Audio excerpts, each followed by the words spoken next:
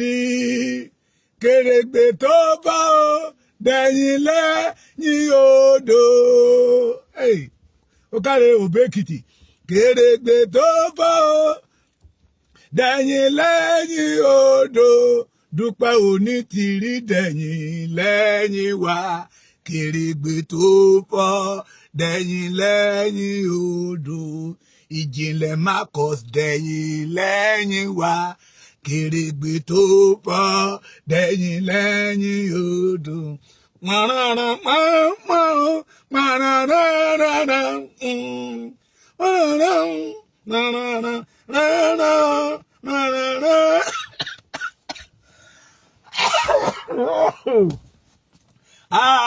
Àjàkáyé dẹ̀yìn lẹ́yìn wa.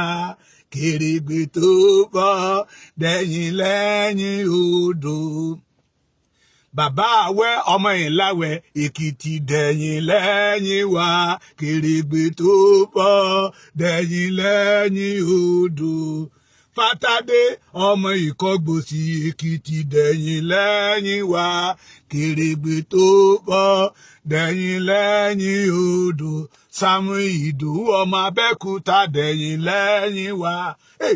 Kèrègbè tó bá dẹ̀yìn lẹ́yìn odò. Kèrègbè tó bá o dẹ̀yìn lẹ́yìn odò. Kèrègbè tó bá o dẹ̀yìn lẹ́yìn odò. Ẹ̀yin ọmọ Democratic Republic ẹ dẹ̀yìn lẹ́yìn wa. Kèrègbè tó bá dẹ̀yìn lẹ́yìn odò. Wàláhì tàláhì Dúpẹ́ Onítìrí ló wá kó ní iṣẹ́ mi lọ lẹ́kìtì mi báyìí. À ń wá o. À ń wá àti rí. Bóyá ó sọnù ní. À ń wá. Bóyá ìjì ayé ló gbé lọ. À ń wá. Bóyá àwọn kidnapper ló dẹ̀ ti kidnap ẹ̀. À ń wá. Ìgbà àkọ́kọ́ rèé tá a máa rí ààrẹ orílẹ̀-èdè tó sọ̀rọ̀ ní ọjọ́ Friday tó dọjọ́ Saturday tá a bẹ̀rẹ̀ sí ń wá kiri tá a rí. Ti today à ń wá a rí. Ó ti lé lọ́jọ́ kan lẹ́ni. Today is 9 days tí a ti gbóhùn Dúpẹ́ Onítìrí gbẹ̀yìn. À ń wá àwọn ọmọ Democratic Republic of Yorùbá ló ní kí n bá wọn kéde ẹ̀ pé àwọn wá àwọn orí pé ṣé ìjì ayé ló gbé lọ ní. À ń wá bí àwọn ọmọ Democratic Republic of Yorùbá ṣe mọ̀ pé dáadáa the indigenous. Òyìnbó ti ń dùn lẹ́nu mi náà. Ẹja bú Dúpẹ́ ní kírẹ́dìtì yẹn. Ẹ káàárọ̀, ẹ káàsán, ẹ kálẹ́ according to the time. Mo ti gbọ́ òyìnbó kejì sí.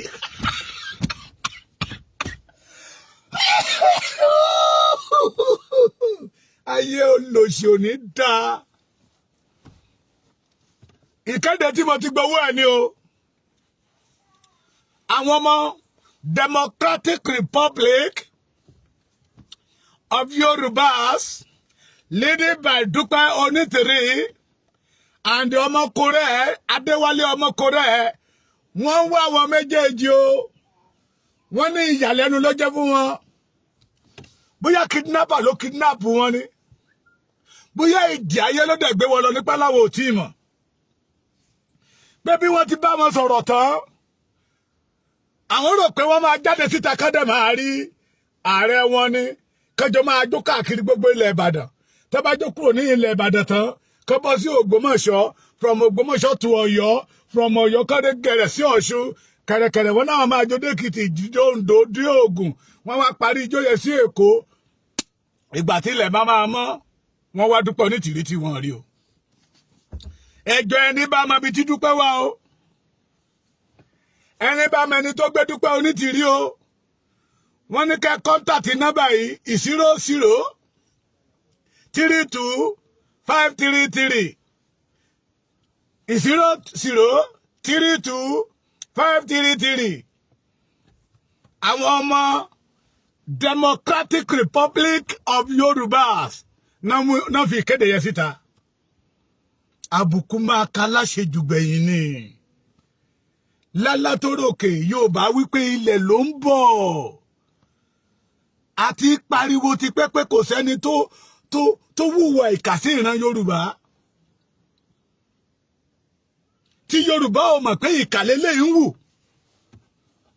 tó bá yá ìgbẹ̀yìn wọn yìí dára Yorùbá àtòdé òní ti wake up àti wake up mo láyọ̀ láti sọ fún gbogbo ẹ̀yin ọmọ Yorùbá mílíọ̀nù Dúpẹ́ Onítìrí ò lè bá sọ́gù wa jẹ́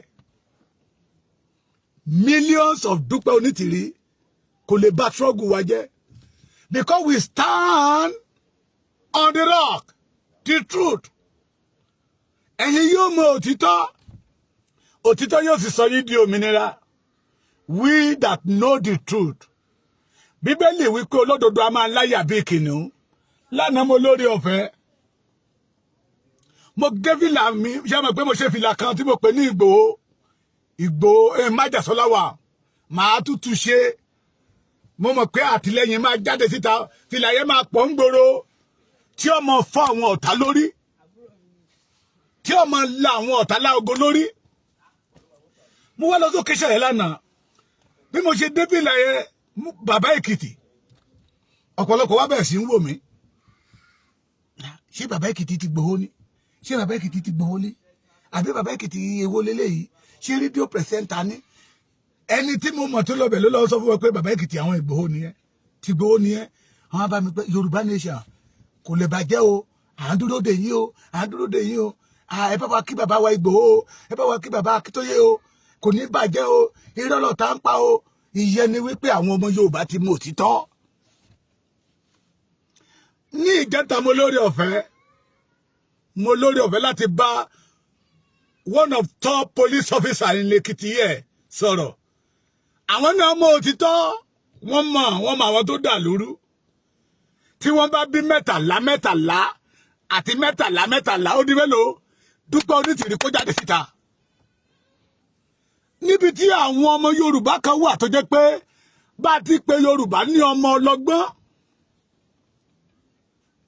bí a ti pè Yorùbá lọ́mọ ọlọ́gbọ́n mo kí gbogbo ẹ̀yin bàbá mi Abíọ́dún Abe ẹ̀yin torúkọ yín ti lọ sókè àánú Ọlọ́run yóò wá yín rí Adénẹ́kẹ̀ Elizabeth ìyá yáàdì yóò dára fún yín màmá mi iṣẹ́ Olúwa ò ní bàjẹ́ lọ́tọ̀wọ́ yín o Kọ́lá Ọláwọlé Adégbọlá yóò dára fún yín níbi tí orí àwọn ọmọ Yorùbá kan ti kú tó jẹ́ pé ohun tó yẹ kán fi ṣọgbọ́n náà fi ń tẹ̀lé ẹ̀rìn bóyá òṣì ló dorí wọn kodò ní ẹ̀yìn nìkan kọ́ lè yà ń gẹ̀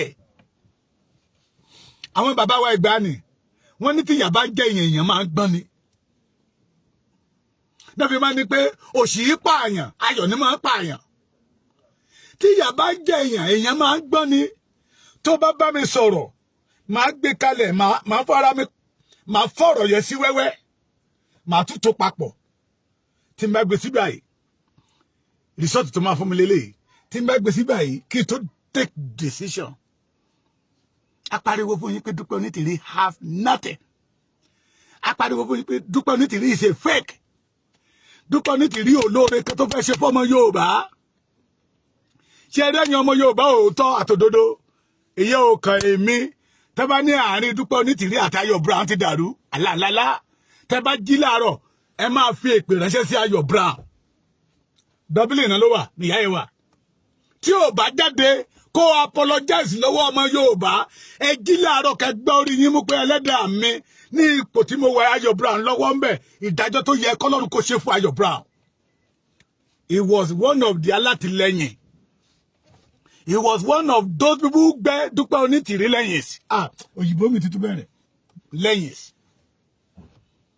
òun ló wà ń díẹ̀ apariwo ń gbẹ̀yẹ́ lọ́wọ́ ní a máa sọ bẹ́ẹ̀ mọ́ pé this woman is fake àwọn ò mọ tí bàbá Akíntóyè rà lọ́wọ́ Ayọ̀ Brown tó gbé Dúpẹ́ dìde tó ń lo Dúpẹ́ bí irinṣẹ́ tó ní àwọn tọ́lọ́run ò mọ̀ àwọn tọ́lọ́run ò rí àwọn tí ìwà búburú tó ti mọ ògiri tó sọ̀gì bí ògiri tí àwọn Germany West Germany and East Germany tó mọ fi búlọ̀kù ara wọn ní ọjọ́ wà náà tí ìwà burúkú ọwọ́ wọn ti mọ ògiri ẹ sáárín àwọn àtọ́lọ́run tó bá sọ pé Ọlọ́run pé àwọn Ọlọ́run sọ pé obìnrin ló máa gba Yorùbá ló máa gba orílẹ̀-èdè Yorùbá ṣé Dúpẹ́ yìí ti gbà báyìí ẹ̀yin ọmọ Yorùbá tẹ́ ẹ bá jí láàárọ̀ nínú èpè tí ẹ ní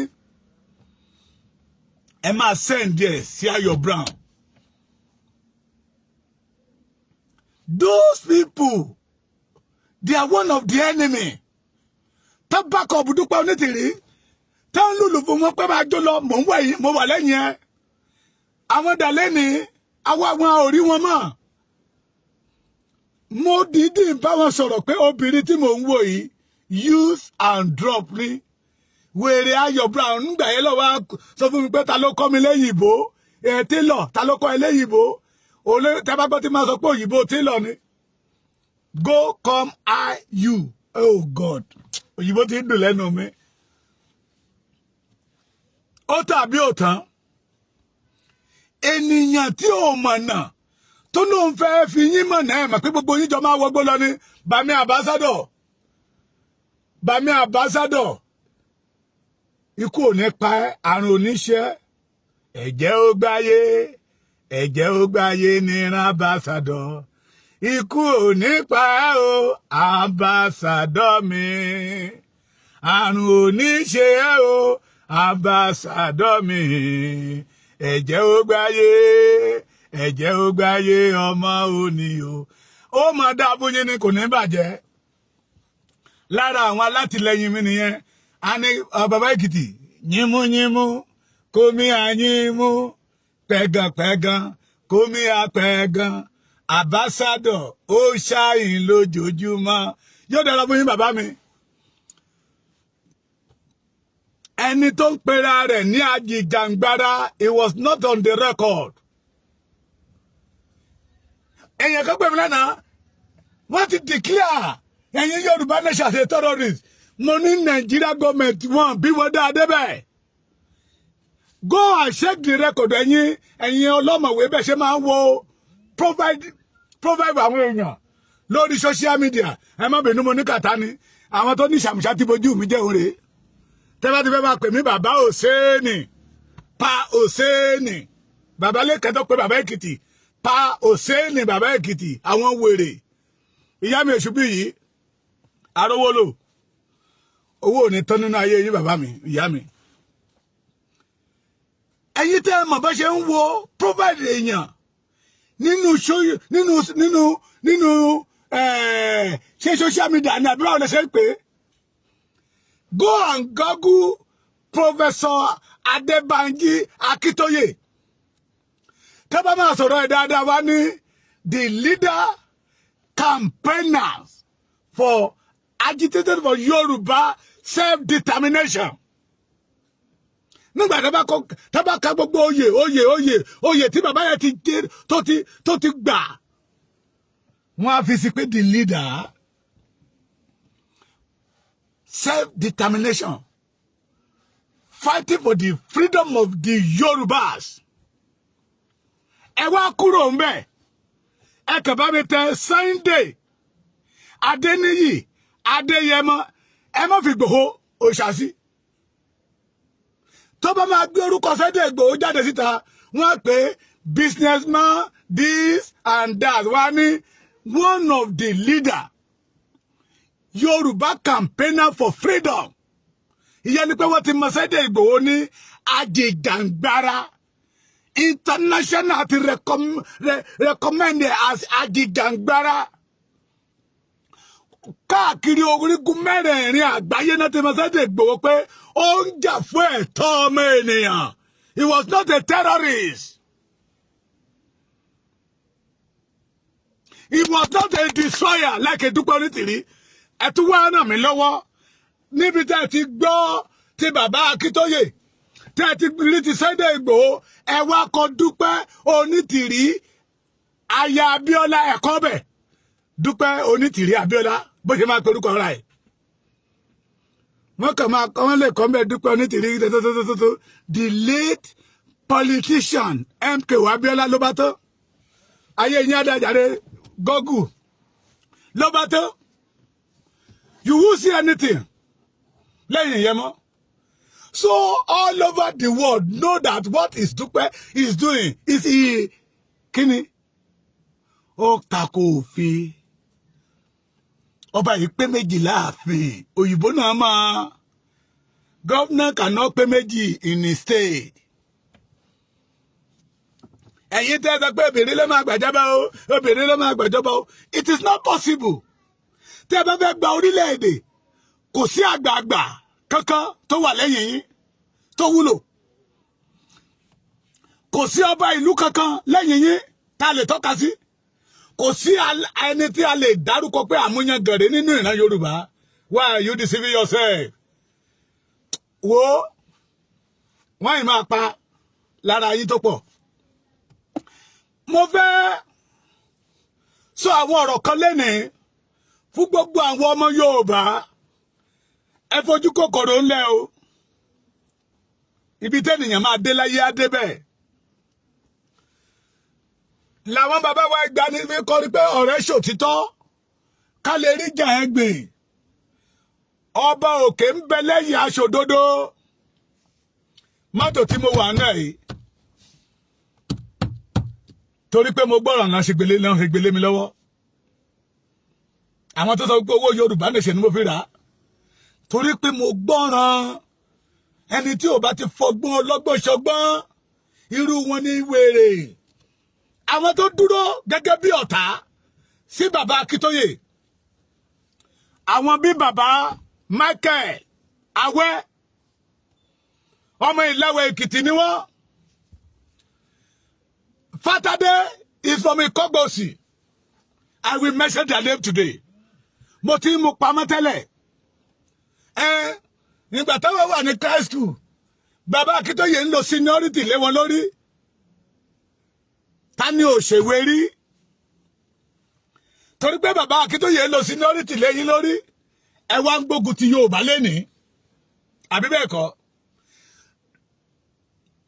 àwọn tí mo dárúkọ yìí di àtẹ́ni nọ́mbà níjọ́ tó pè mí ẹni tó mú wọn wá tó fún wọn ní nọ́mbà mi ni bàbá Awẹ́. ó wà ń bàdàn lọ́wọ́lọ́wọ́ a máa wá yín kàn gbogbo ẹ̀yin tẹ́ sọ pé ìran Yorùbá ò ní ṣe rere. ẹ bẹ̀rẹ̀ dáadáa ẹ wá parí ẹ̀ síbi ìpanu. this the same bàbá Awẹ́ ó ní ẹgbẹ́ kan tó kójọ ní Canada ẹgbẹ́ ìtẹ̀síwájú ọmọ Yorùbá Toronto Canada tó bẹ̀rẹ̀ dáadáa. bàbá yẹn sẹ́ndì owó or going to 1 million. Torí wọ́n said it twice. Ká fi ṣe sticker ká máa pè káàkiri. Ẹ dẹ̀ rí àwọn sticker yẹn gbà yẹn lọ́wọ́ tí mo ń pe àwọn ló ń ṣe. Tá tún sọ fún mi pé tó bá ti tẹ́kí. Lójijì nígbà tí Dúpẹ́ gbé lóde, ìjì ayé gbé bàbá Awẹ́ lọ àtìyàwó wọn. Ìjì ayé gbé bàbá Awẹ́ lọ.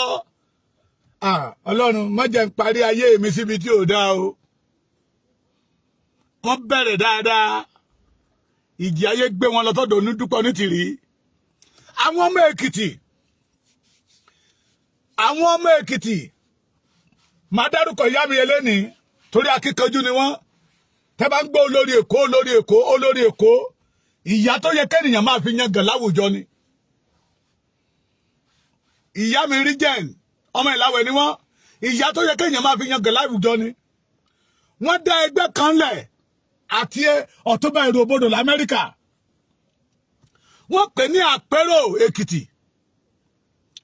Èkìtì pé àwọn ò fẹ́ kí Fúlàní ó operate l'Èkìtì pé wọ́n jí èèyàn pa Fúlàní kidnap èèyàn l'Èkìtì àwọn ò fẹ́. The majority of them tẹ́tẹ́ ẹgbẹ́ yẹn lẹ̀ they are not in Yorùbá land here. Majority of them London, Canada, America, Europe. Àwa mẹ́ta or mẹ́rin tá wà ńbẹ̀ tá wà ńlé. Me myself baba pa Òsénì bàbá Èkìtì. Akọgun Ìgbòho Òòṣà. Ifátósí Ìgbòho MK Ìgbòho àwa mẹ́rin tá wà ńbẹ̀ nìyẹn. The rest wọ́n dẹ̀ ń ṣiṣẹ́ yẹn pé tẹ́bá náà gbọ́ fún mi báyìí wọ́n ní ẹ lọ́bẹ̀ we go. Bàbá Awẹ́ yìí nígbà tó tẹ̀lé Dúpẹ́ Onítìrí òun ló fọ́ ẹgbẹ́ yẹn. wèrè kan tó jáde síta pé nígbà tá pa Balẹ̀ Èkìtì kí lẹ ṣe ẹ̀yin náà kọ́ lẹ bàjẹ́ ní gúrùpù tá kó jọ ká lè mọ̀ pé ọ̀tá ni Dúpẹ́ Onítìrí jẹ́ fún ìran Yorùbá. Inú mi dùn tó ṣẹlẹ̀ níbàdàn o. Mákindé ẹgbẹ́dọ̀ wà Dúpẹ́ Onítìrí kan ẹ fi jófin ẹ fi kíkíní ẹ fi jófin.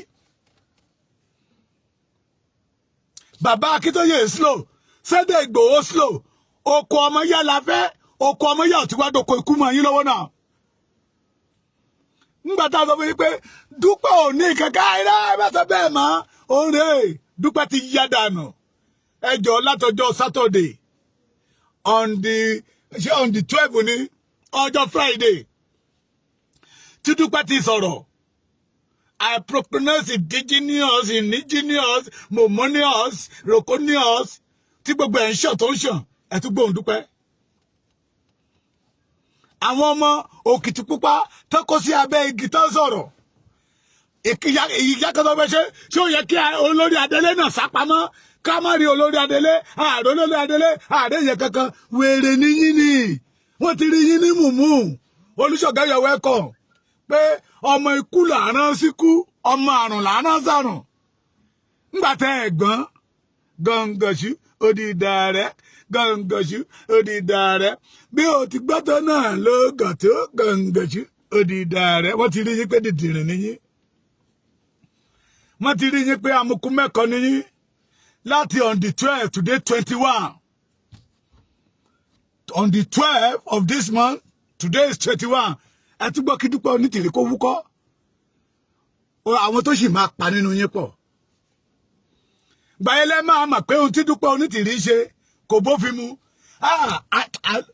ìwọ Ọlọ́run tó sílẹ̀ kò ọjọ́ òní dá ìrìn àjò ìjìnlẹ̀ má kọ̀ sí rú dá ìrìn àjò ìjìnlẹ̀ má kọ̀ sí rú torí tani torí ọmọ kékeré tó ń bọ̀ láyé ẹ̀ tó lóun ti lọ gba fọ́ọ̀mù Air Force tí àwọn ìjìnlẹ̀ dé dorí ẹ̀rú tó yí ìpinnu tó dára tó ọmọ yẹn ní tó yí padà tó darí ayé ọmọ yẹn sínú ọgbà ẹ̀wọ̀n tó darí ayé ọmọ yẹn ọmọ tí ò mọ kankan tó darí ayé ọmọ yẹn sí ọgbà ẹ̀wọ̀n ọmọ tí lọ gba fọ́ọ̀mù Air Force wà kí ló lọ gba fọ́ọ̀mù Air Force sí eléyìí ò ní dìpọ̀ gba fọ́ọ̀mù wàá kọ́ni mi wọ́n dẹ̀ kó aṣọ ikú ẹ má pè láṣọ ológun mọ́ aṣọ ikú wọ́n dẹ̀ kó aṣọ ikú sọmọ ọlọ́mọ lọ́rùn ìjìnlẹ̀ tó wá sọ̀rọ̀ pé Mákindé afú ẹ ní 24 ẹ mọ̀ pé ojo ni wọ́n that was ó yẹ kó ṣí kí mẹ́mórì yín kó ṣí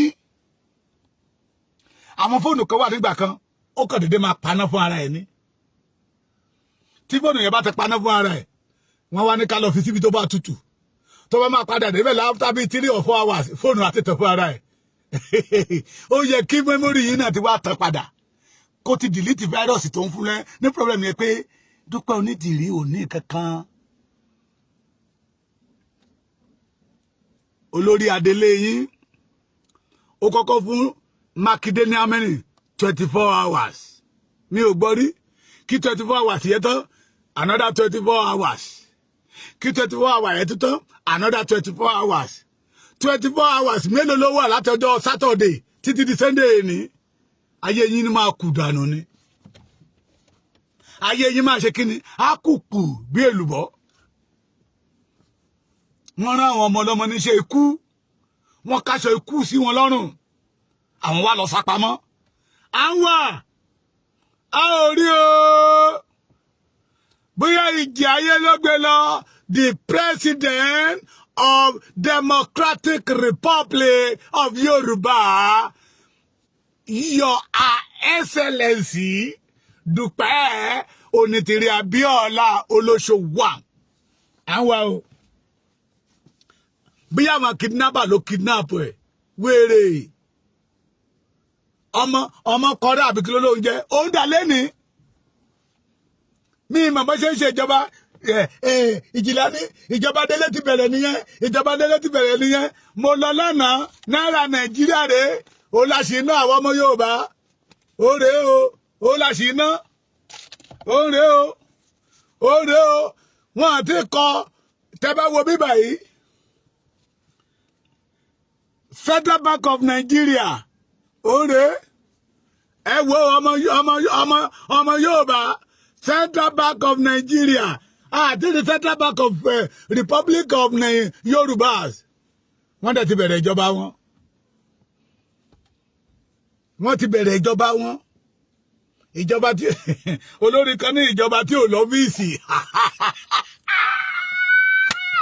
dúpẹ́ ayé ẹ̀ tapa ọ̀ àjèrè òfun lómi ẹ̀fọ́ ṣe òfun ló wàá ṣe dànù tọmọtọmọ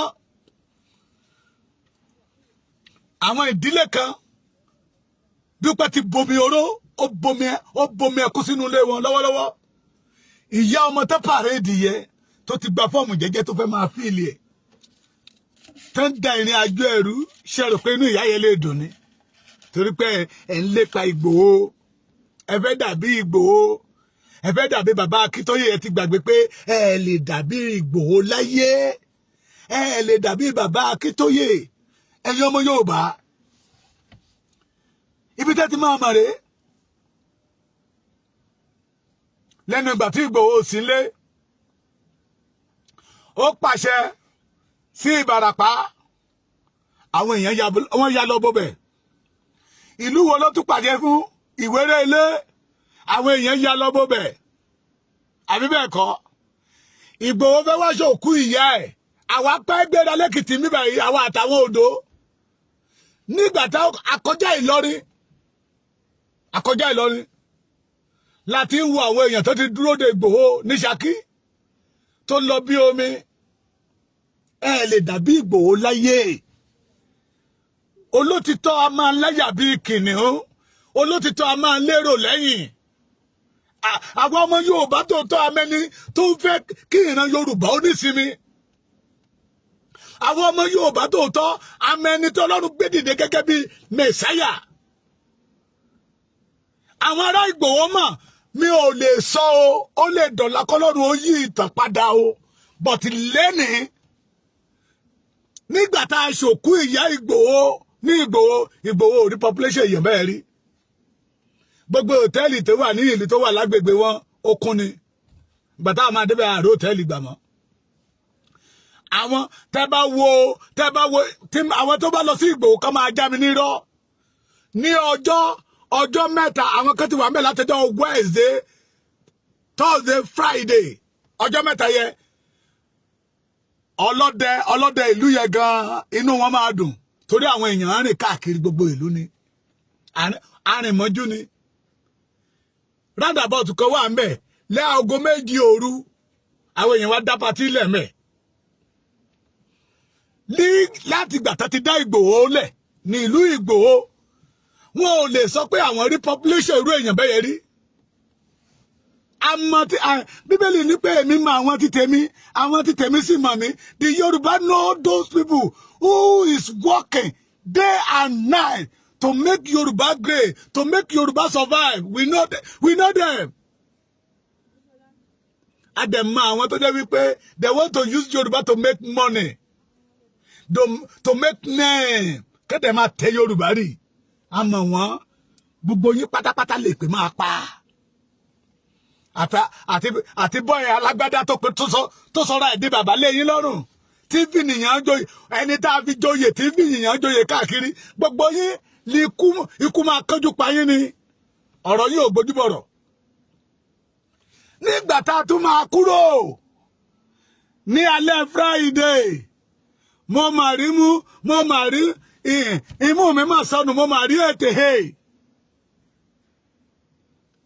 mọ́tò tó tẹ̀lé Ìgbòho Sunday ọmọ Adéyẹmọ Ìgbòho ṣá òṣèré jàre bàbá mi Matthew Tèmítọ́pẹ́ wọn làwọn wà ńbẹ̀ mọ́tò tó tẹ̀lé Sunday Ìgbòho láti Ìgbòho town dé Ìbàdàn over 250 brother mi Matthew Tèmítọ́pẹ́ tí ń bá tó parọ́ ẹja mi adárin inú igbó kan Ìgbòho ní ká dúró bó ṣe dúró táwọn Fúlàní rí pé Ìgbòho ní wọ́n gbé machine wọn lẹ̀ wọ́n fẹsẹ̀ fẹ́ ṣẹgbọ́ bọ́dà mi ní òun slap picture yẹn wọ́n fẹsẹ̀ fẹ́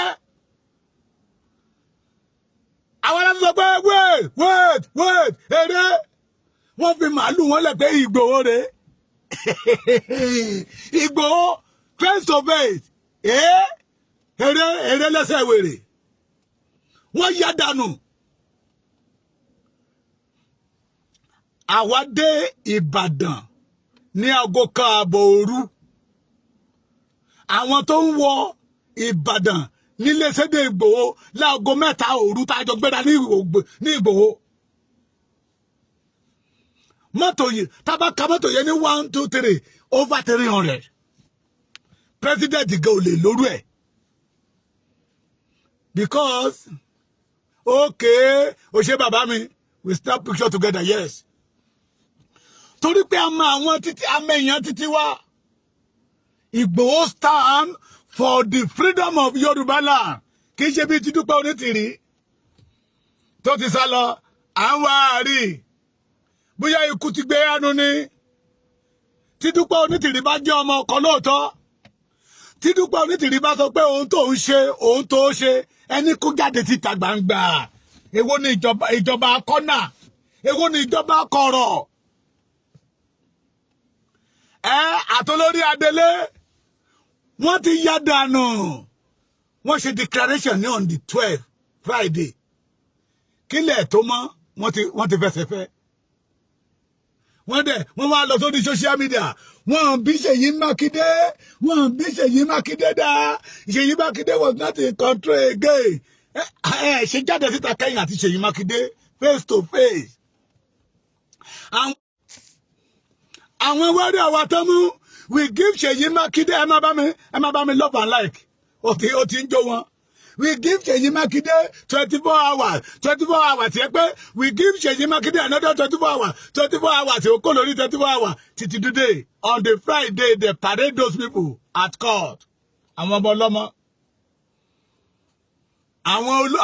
àwọn lọ́yà dẹ́ sọ fún wa pé there is not ignorance ṣé mo kò dáadáa ignorance èmi náà fẹ́ máa sọ̀rọ̀ bí àwọn nígbà tí mo wà lọ́dọ̀ bàmí ambassador tó ń bọ́ ọmọ wọn sọ̀rọ̀ mo wá wo pé ṣé àwọn ambassador ń lọ ni kíákíá ó ti yí fàṣì yẹ síta Amẹ́ríkà náà okay Amẹ́ríkà ti mẹ́tẹ́ ignorance wọ́n ní wọ́n recognize ignorance in court of law. Ẹ dáràn tí n bá wá dá Amẹ́ríkà ẹ dáràn èmi ò wá Amẹ́ríkà Ìkẹjà Dúpẹ́ Onítìrí o irọ́ ń parọ́ fúnrọ́ òkèrè irọ́ yín rèé o òkèrè irọ́ yín rèé mo wá lo àkókò yìí let me see what my brother Matthew Tèmítọ́pẹ́ kọ. We park along the way around 7:30 láàárọ̀. Àwa kan ti dé Ìbàdàn ní 1:30. Àwọn ń dé ní 7:30. Let me use this medium. Láti sọ fẹ́ yín ọmọ Yorùbá. Kí n bẹ̀rẹ̀ báyìí, ẹ̀yin ọmọ Ìláwẹ̀. Àwọn Èkìtì ń dúró níbi Mọ̀dàrú. Ẹ̀yin ọmọ Ìláwẹ̀. Ìran bàbá àwọn bàbá wa lẹ́kìtì wọn ò dúró níbi tí nǹkan ti máa dàrú and we did not see in the record pé lára àwọn tó bá Yorùbá jẹ́ ọmọ Èkìtì wà ń bẹ̀ lára àwọn tó dorí Yorùbá kodò ọmọ Èkìtì wà ń bẹ̀ mo wá fi àkókò yìí sọ fún yín ẹ má fi iná sórí òrùlé so ẹ wálé bàbá Awẹ́kàn Canada náà wà but wọ́n ti dé sí Ìbàdàn àwọn náà fara pamọ́ sí Ìbàdàn ẹ wọlé ẹwọ kan MC ọmọ Ìláwẹ̀ nìyí we are together follow Sunday Igboho follow Baba Akintoye MC I know that you stand on truth ẹ wá ilé bàbá Awẹ́kàn ibẹ̀ náà kó ìjà olóró sí lẹ́kìtì àti Ìkọgbòsì nílé Fátádé ẹ wá kan ẹ fà wọ́n lé ọwọ́ ìjọba ẹ wá kan bàbá Awẹ́ àti Fátádé bàbá awẹ́ pè mí ní ó ṣèdè àwọn mẹ́sẹ̀jì tí ìyá yẹn ti fi pè mí ní òsèǹnì ó ṣèdè sí mi ní ìjẹta mo dẹ̀ dán lóhùn pé àgbàlagbà tí ń jó lágbàlagbà you started where you ended wrong ẹgbẹ́ lé wọn kan ara àwọn tí Dúpẹ́ Onítìrí ń lò lẹ́kìtì nìyẹn bàbá awẹ́ àti Fátádé Amẹ́ríkà ló wà bàbá awẹ́ Canadian ni but ó wà ń bàdàn sí òun àtìyàwó ẹ̀ wọ́n bẹ̀rẹ̀ dáadáa wọ́n fẹ́ ta Èkìtì sínú òkùnkùn ẹ wá kàn ilé wọn ni Dúpẹ́ Onítìrí kó ìjà sílẹ̀ Èkìtì gbogbo ẹ̀yin Ẹ̀gbá ò ní gbàgbàkúgbà Ẹ̀gbá mọ́ ní ṣà Ẹ̀gbá mọ́ ní ṣà bí Ẹ̀gbá Ẹ̀gbá mọ́ ní ṣà Ẹ̀gbá mọ́ ní ṣà bí ẹ wálé Sam Ìdòwú kan Abẹ́òkúta ló kọ́lé sí ó tún jáde ó tún gbójú ara ẹ̀ síta ilé ẹ̀ ní Dúpẹ́ Onítìrí kó ìjà olóró sí ní Abẹ́òkúta o ẹ wá kàn bí wọ́n ṣe wó ilé ṣé Tèmi Jane nìbàdàn ó yẹ kán wọlé àwọn tó kù kí ilẹ̀ Yorùbá bá lè nísinmi ẹ wá kàn ilé Sam Ìdòwú ẹ wálé bàbá yẹn kan ọmọ Ẹ̀gbá ní ọmọ Abẹ́òkúta ní ó kọ́lé sábẹ́òkúta ẹ wá kàn ẹ má dẹ̀ gbàgbé Black Gold Jimmy Boy òun náà nílé ní Abẹ́òkúta ẹ wálé wọn kàn ẹ̀yin ọmọ Ẹ̀gbá ẹ má fi iná sórí òrùlé sùn ẹ wá kàn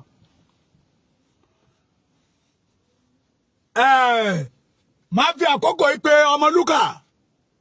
Ọmọlúkà gbọ́dọ̀ ṣèrànlọ́wọ́ fún wa ilé Ayọ̀ Brown ọmọ Ọ̀ṣun state ni Ayọ̀ Brown ẹ̀yin tí a bá dẹ̀ mọ́tẹ́jọ́ ọmọ Ọ̀ṣun ẹ wálé ẹ̀kan o ilé Ayọ̀ Brown ẹ wá kan o gbogbo ilé wọn ní Dúpẹ́ Onítìrí ti kó ìjà sí kí ìran Yorùbá má bàa fi iná sórí òrùlé sùn ọ̀tá Yorùbá ni wọ́n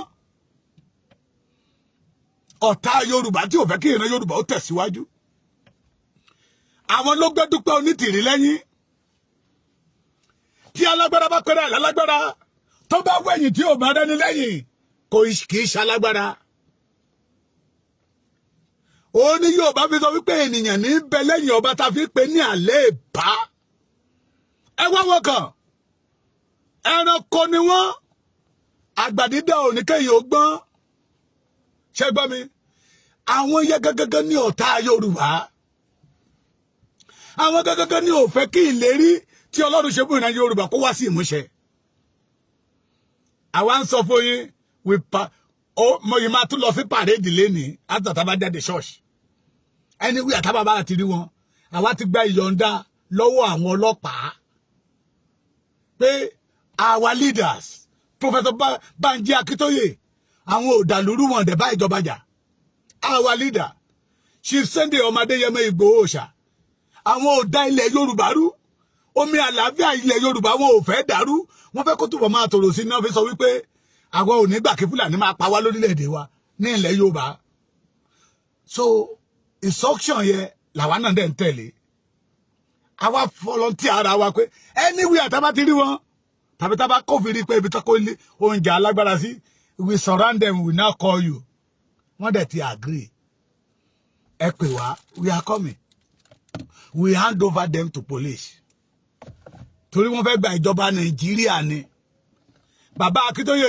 Sunday Ìgbòho dẹ̀ gbàjọba Nàìjíríà ìdásílẹ̀ orílẹ̀-èdè Yorùbá lọ́nà tó bófin mu that everybody in the world will start to congratulate Yorùbás láti ọjọ́ Friday èmi Dúpẹ́ Onítìrí mo proclaim Yorùbá sọ́fì kìíní kankan we are indigenous lẹ́ni ìjọba wa bẹ̀rẹ̀ lẹ́ni orílẹ̀-èdè wa dúró káwọn ọmọ Yorùbá ká máa mú kọ́ni ká máa gbáyìn bí ìrànú ṣúgà nígbà tí wèrè olórí adélé wọn náà máa sọ̀rọ̀ ó lóhun àṣẹ tí wọ́n fi fún agbára tó ní láti primary school secondary school university òun ti pa wọ́n fẹ́ máa tìrì ayé Yorùbá pa ni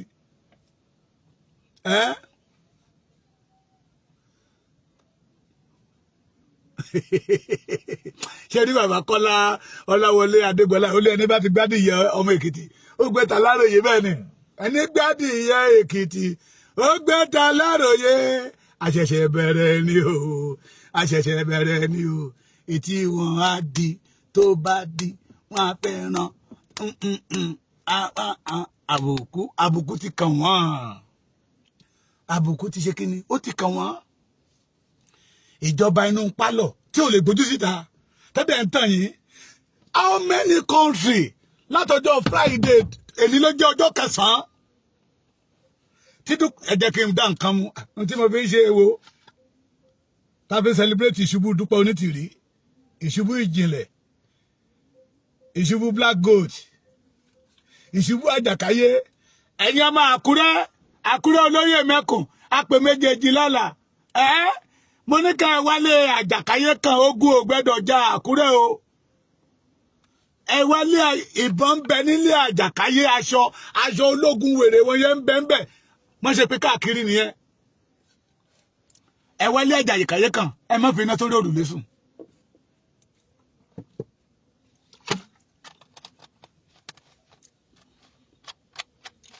Question nígbà tí wọ́n dìbò yan president ní Senegal a 44 years old boy gbogbo ìjọba àgbáyé ló congratulate ẹ congratulation eléyìí tó ṣẹlẹ̀ ní Burkina Faso ní Niger we see some foreign country and African country congratulate them. How many countries don't congratulate Dúpẹ́ Onítìrí? Àbí wọ́n congratulate lábẹ́ aṣọ ni? How many? Àwọn tó lọ sórí rédíò Ìjìnlẹ̀ tó ń ṣépè. Bí wúrẹ́ bá bojú ẹ̀yìn, á fi pè pé. A ti sọ fún ẹ o, ọ̀tá wa dẹ̀yìn lẹ́yìn wa. Dúpẹ́ Onítìrí dẹ̀yìn lẹ́yìn wa how many countries ló ti congratulate yín ìyẹn ni pé ohun tí Dúpẹ́ Onítìrí gbé dání fake ni because tó bá dẹ́pẹ́ lóòótọ́ àti lódodo ni Dúpẹ́ Onítìrí ní backup United Nations backup Commonwealth backup almost ṣe 300 countries ló wà lẹ́yìn òun ni gbogbo àwọn yóò ti yẹ ká máa congratulation kí airport tó wà lẹ́kọ̀ọ́ tí kò ti máa wá kò ti máa lọ kó náà wá fẹ̀ sí náà fẹ̀ kó máa thank you ká máa ṣú ẹ̀ ká máa rí ó ti yẹ kí Sanwó-Olú kó pààkì ẹrù ẹ̀ náà ó ti yẹ kí Ṣèyí Mákindé ká má gbọ́rọ̀ ẹ̀ mọ́ ó ti yẹ kí Jackson Adémọ́lá ká má gbọ́rọ̀ ẹ̀ mọ́ àbẹ́ẹ̀kọ́ ó ti yẹ kí Báò lẹ́kìtì wà yìí ká má gbúrò ẹ̀ mọ́ gọ́vnà Lọ́kì Lóńdó kó náà ti pamù kí Bàmí Dàpọ̀ Abíọ́dún Lógùn kó náà ti kẹ́rù kó di wọ̀ àbí bẹ́ẹ̀ kọ́ kẹ́ni ìjọba tuntun dé ó ti yẹ kí pati máa lọ káàkiri ẹ̀ mọ̀ àwọn tó bá yẹ pé Yorùbá ò mọ̀ ju pati lọ is part of our culture we heritage it in our forefathers ká máa lùlù kí Sàní máa kọ tiẹ̀ ń bí báyìí kí Òbé máa kọ tiẹ̀ kí Òṣùpá máa bọ́ ń bí báyìí kí Pàṣọ máa bọ́ ń bí báyìí kí Màláíkà náà máa sọ wípé ó ṣe Ọlọ́run ò bójú wa jẹ́ ò bẹ̀rí wa sọ̀tà lẹ́nu èwo lẹ rí kẹ́ lè mọ̀ pé irọ́ ni Dúpẹ́ Onítìrí ń pa ṣe rí ẹ̀yin alétí lápá ẹ̀yin tẹ́ ẹ létí tẹ́ ẹ fi gbọ́ràn ẹ̀yin tẹ́ tí inú yín ti di ẹ̀yin ọmọ Yorùbá tó dún inú yín ti fọ́ ẹ sì pọ̀ tí Yorùbá ẹ pọ̀ sínú Yorùbá tí Dúpẹ́ Onítìrí sì máa kó lọ sẹ́wọ̀n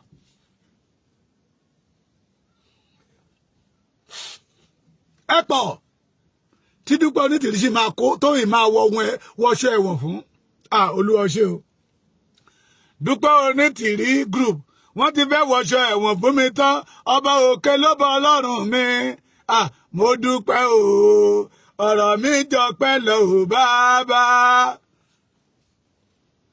mo rántí jọ àná di àtẹ́nì nọ́mbà bàbá awẹ́ Fatade wọ́n pe máa kan ní Mr Big òun ti tètè yọ ẹsẹ̀ nígbà tó ti rí pé irọ́ làwọn eléyìí pa àjàkáyé ń bẹ ó di mélòó ó di mẹ́rin mo ti ń gbàgbé orúkọ wọn Ayọ̀ Brown ń bẹ ó di 5 Fúnkẹ́ Bello ó di 6 olórí kò lọ títí ẹjọ́ ẹ má bu olórí kò lọ títí mọ́ ikú ló mẹ́ja ìyá yẹ kákò he did a great mistake abiyamọ ni olórí kò lọ mi use mọ́ wa o but tó ajẹ́bájọ́ ń sọ̀rọ̀ kí Dúpẹ́ Onítìrí tó bẹ́ǹdì ẹ̀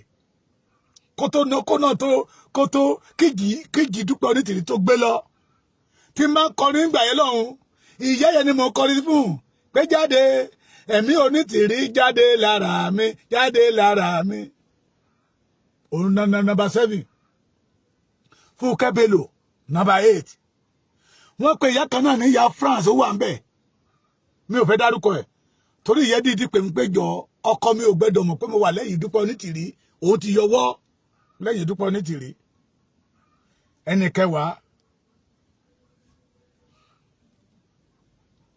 pé bàbá Èkìtì if you accept today to work with us tó bá ti sọ pé kò sí problem màá ṣiṣẹ́ pẹ̀lú yín wọ́n jẹ́ kí n mọ̀ pé gbogbo ohun táwọn sọ àwọn rìkọ́dù ẹ̀ lọ́wọ́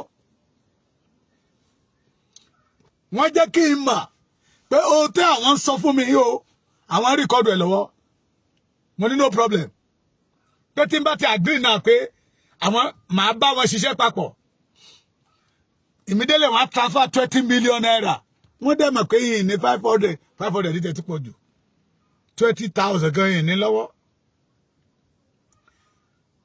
òní mo fi sọ wípé òṣì oníkènìyàn ó gọ̀ wọ́n mọ̀ pé 200,000 gan ṣàgbà mi 20 million mo wá ní 20 million mo wá rẹ́rìn bàbá bá dáadé ní wà ọmọ mi ní ó máa ṣe bàbá wẹ́n náà ní pé mo mọ capacity bàbá Èkìtì ó ṣiṣẹ́ takuntakun lẹ́kìtì ó lérò lẹ́yìn gan ó dẹ̀ lè rìn tòdútòdú lóbìnrin mo rí músẹ́ mo wá ní 20 million sáà ṣebí iṣẹ́ Yorùbá náà ní 20 million yẹn kò nídìí pé fún mi sá ṣe rí 10,000 20,000 tẹ́ ẹ̀ fún wa ká máa fi ra dátà ká máa fi rí káàkiri yẹn ti tó ẹ̀ ràn wá lọ́wọ́ ni èwo la bọ̀rọ̀ máa fún wa lówó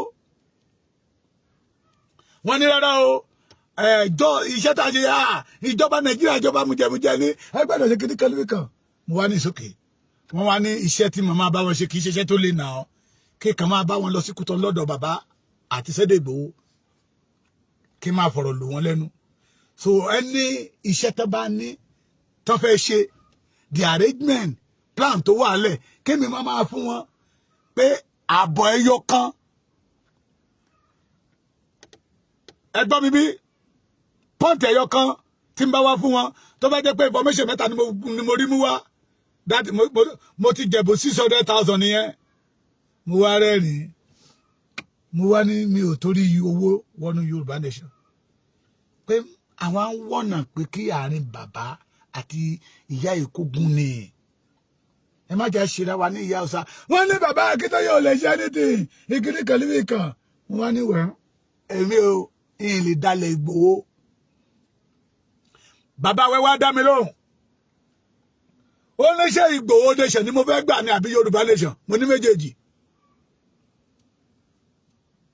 torí nígbà tí ikú gbé mi wánu Ìgbòho dúró ẹni bá dẹ̀ ti fi ibi ṣó lóore ibi ló máa gbẹ̀yìn ẹ̀ I can't do it ibi tí Sunday Igboho bá ti ń lọ ni mò ń lọ ibi tí bàbá Akíntóyè bá ti ń lọ ni mò ń lọ mo ní ẹjọ́ ẹ má bínú that offer mi ò lè ṣe not know pé bàbá wọn ti fún wọn ní account number mi kan bàbá ní àwọn ti ta bàbá Èkìtì àwọn ti rò pé iṣẹ́ ti bẹ̀rẹ̀ ní àwọn ti ta 50,000 fún ẹ̀ mo ní lákàtì èwo ìlò yẹn mọ̀ mo yá tètè lọ sí báńkì lọ ṣe àtúnṣe mo yá bí 50,000 yẹn mo fi ránú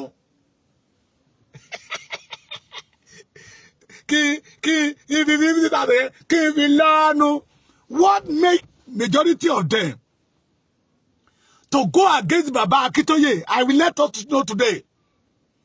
One go lẹ́yìn Baba Akintoye torí post torí ipò. The statement tí Baba Akintoye sọ wípé ẹ̀yin ọmọ mi tá bá ti gbà tẹ́ ẹ̀yin náà lẹ máa ṣèjọba yín títí wa ní ká wá máa tọ́ yín sọ́nà. Ọ̀pọ̀lọpọ̀ nínú wọn fẹ́ ipò. Pé báwo la ṣe máa ṣe wàhálà tán tí bàbá ò ní fún wọn nípò. Wọ́n mọ̀ pé ohun tí Baba Akintoye ṣe tó sọ yẹ á ṣe. Ọ̀pọ̀ nínú wọn sọ wípé Sunday Igboho bá wọn nínú sọ́ọ̀gù yìí ni Baba Akintoye wá gbélé ilé wọn lórí. Tí gbogbo wọn pátápátá ni mo dẹ̀dẹ̀ dá lóhùn. I asked Baba Fatade, you are now 77 years. You want to become a president, I'll be governor Ekiti ló fẹ́ dà. Baba ẹ má bínú o. Àwọn ìjọba Nàìjíríà à ń pariwo pé wọn ò fún ọ̀dọ́ láyè láti ṣiṣẹ́. Tinubu became a president of Nigeria at old age. Tá dẹ̀ ní àwọn ọ̀dọ́ tó sharp. Lára ọ̀dọ́ àfi sọ wípé Nigeria cannot work. Nigeria does not give youth sharp. Ẹ̀yin jà fún ipò at age of 77. Àbí bẹ́ẹ̀ kọ́. Bàbá Awẹ́ ẹ ti ṣe birthday 82 years. Irú ipò wo lẹ tún wà? Tẹ́torí ẹ̀ tẹ́ ń gbógun ti Baba Akintoye. Bó sọ wípé àwọn ọmọ wa ló máa ṣe. Àwa kan máa dúró gẹ́gẹ́ bí bàbá ìsàlẹ̀ wọn ni. Sunday Igboho tẹ́ ń sọ yìí. Gbogbo rálì pátá Sunday Igboho sọ wípé ẹ lọ ṣe rálì kó má wà ń bẹ̀. Ó ṣáájú. Sunday Igboho lọ́lọ́run lò gẹ́gẹ́ bí ìmọ́lẹ̀ sínú ìrìn àjò Yorùbá nation. Ìyá mi àṣà àti ìṣe ilẹ̀ Yorùbá yóò dára fún yín ojú òní tìyín. Ẹ kúṣẹ́ ìlú. A ó ṣe débi èrè. Tẹ́lẹ̀ náà bá dé àní sọnù. Sunday Igboho ní ọba mi òkè ń lò gẹ́gẹ́ bí ìmọ́lẹ̀. Koiki Media ẹ lè jẹ́rìí sí ọ̀rọ̀ tí mo ń sọ yìí. Ẹ lè jẹ́rìí before kí Sunday Igboho tó wọnú ṣọ́ọ̀gù yìí a ti ṣe petition more than 3 tí ò wọlé. Àwọn tó sọ pé Dúpẹ́ Onítìrí ló ṣe petition no. Àwọn tí tó wọnú ṣọ́ọ̀gù yẹn tú Sunday Igboho pé Igboho wà nú ṣọ́ọ̀gù yìí. Wọ́n jáde síta bèbà. Sunday Igboho ní ìmọ́lẹ̀ tí Ọlọ́run ọba mi gbé dìde láti tàn sí ìgbídìde ògo Yorùbá náà Dúpẹ́ Onítìrí. Tẹ́yìn kan bínú lẹ́ni ẹ fẹ́ di president. Mo kí yín congratulations ẹ̀yin ọmọ Democratic Indigenous Republic of Yorubas. Ọ̀kí pé Democratic Indigenous ṣáà kan mi lẹ́yìn of òmìnira 2022. Òfò ní gbogbo yín máa ṣe gbẹ̀yìn. Ọlọ́mọ kìlọ̀ fọ́mọ rẹ̀ o ní àrò. Kí gbogbo abiyamọ Yorùbá kìlọ̀ fọ́mọ wọn o ìlú le. Ẹni bá lọ́mọ láyé àtijọ́. Eégún kan wà ní ìlú ọ̀dọ̀ wa. Eégún alágbára ni. Tó bá ti dọ̀la tó máa jáde àwọn ìyá wa ti wọ́ okùn tọ́rìn. Ẹni bá mọ àwọn tó bá jọ ọmọ ìlú òkè wọ́n máa mọ tó pẹ̀lú okùn tọ́rìn. Nígbà tó bá ti sùn lálẹ́ wọ́n á ti fi sí ẹlẹ́sẹ̀. Wọ́n á ti só dáadáa. Wọ́n á ti dè mọ́ bẹ́ẹ̀dì. Tó bá jí báyìí tó bá ní kó máa lọ báyìí wọ iṣẹ́ ọmọ ẹni tó ti nígbà tó ti sùn lọ tó ti dé kọ́mọ́lẹ́sẹ̀ òní mọ̀. Tó bá ti dé báyìí tó fẹ́ dìde báyìí okùn yẹn ló máa fa bẹ́ẹ̀dì yẹn wọ́n á tají ibo ló ń lọ. Wọ́n yà tilẹ̀kùn mọ́ ẹ. Ẹ fi okùn sọmọ yín lẹ́sẹ̀. Ká padà lẹ́yìn Dúpẹ́ Onítìrí. Dúpẹ́ Onítìrí kọ́ ọmọ títí ẹ̀ ọmọ àlè ṣé mẹ́ta náà ló bí. Bàbá kọ̀ọ̀kan bàbá kan ọmọ kan bàbá kan ọmọ kan. Ó kó wọn pamọ́. Ó wá kó àwọn ọmọ títí yín ó kó aṣọ ikú sí wọn lọ́rùn. Pé ọyá ìwọ gbaṣọ ikú ìwọ gbaṣọ ẹ̀wọ̀n. Ẹ so nǹkan mọ́ wọn ọmọ yín lẹ́sẹ̀. Ìnira ní Dúpẹ́ Onítìrí fẹ́ gbà fún yín kì í ṣe òmìnira o. Ìnira gidi ìpọ́njú ní Dúpẹ́ Onítìrí fẹ́ gbà fún yín kì í ṣe òmìnira. Àtàwọn tó ń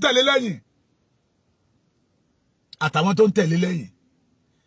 àwọn bàbá wa ìgbà ni máa ń kọrin pé jagunjagun ló ń bọ̀, jagunjagun ló ń bọ̀, olórí ogun kì í kẹ́yìn ogun, jagunjagun ló ń bọ̀, olórí ogun kì í kẹ́yìn ogun. Ṣùgbọ́n Dúpẹ́ Onítìrí jánu-jánu ló ń bọ̀ o, jánu-jánu ló ń bọ̀ o, jánu-jánu máa ń kẹ́yìn ogun ni, jánu-jánu ló ń bọ̀ o. Àwọn jánu-jánu máa ń sápamọ́ ni wọ́n wá ti àwọn ọmọ ọlọ́mọ síwájú. Where is Dúpẹ́ Onítìrí? Àwọn tó sọ fún yín pé wọ́n ti gba ìjọba wọn, our nation, we have our nation. À ń ṣe Nàìjíríà mọ́, this is 2022. Ẹbí wọn léèrè ẹ lọ wo àkáǹtì wọn, owó Nàìjíríà ló ṣì wà ń bẹ̀, owó Nàìjíríà ló ṣì wà ń bẹ̀. Dúpẹ́ Onítìrí máa tan ayé yín pa ni nígbà tó ti rí pé ẹ gọ̀, nígbà tó ti rí pé olójú kòkòrò nìyí. Tèmi náà bá gba 20 million owó ni, tí n bá gba 20 wọn náà máa ra mọ́tò fún mi, eléyìí ò tí ì dé ń gbà yẹ. Tí n bá gba mọ́tò wọn eléyìí lè má yọjú, eléyìí pọ́nmi eléyìí ìrọ̀rùn ni mo fi ń lò ó ni mo fi ń súre fún ambassador lójoojúmọ́ pé ìṣẹ̀dá mi kó máa lànà fọmọkùnrin yẹn. Ìbéèrè fún bíbà tabaná wọn prank èèyàn báwo lẹ ṣe ń sọ.